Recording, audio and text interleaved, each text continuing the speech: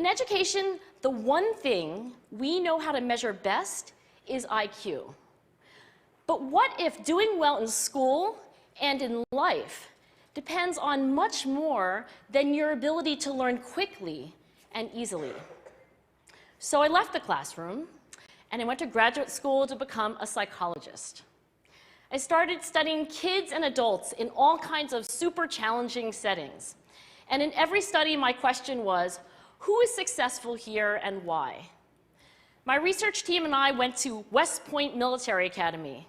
We tried to predict which cadets would stay in military training and which would drop out. We went to the National Spelling Bee and tried to predict which children would advance farthest in competition. We studied rookie teachers working in really tough neighborhoods, asking which teachers are still going to be here in teaching by the end of the school year. And of those, who will be the most effective at improving learning outcomes for their students? We partnered with private companies, asking which of these salespeople is going to keep their jobs and who's going to earn the most money. In all those very different contexts, one characteristic emerged as a significant predictor of success. And it wasn't social intelligence, it wasn't good looks, physical health, and it wasn't IQ. It was grit. Grit is passion and perseverance for very long-term goals. Grit is having stamina.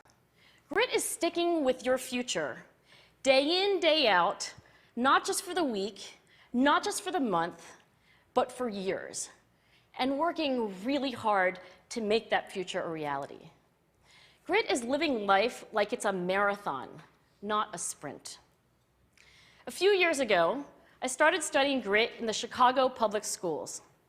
I asked thousands of high school juniors to take grit questionnaires, and then waited around more than a year to see who would graduate.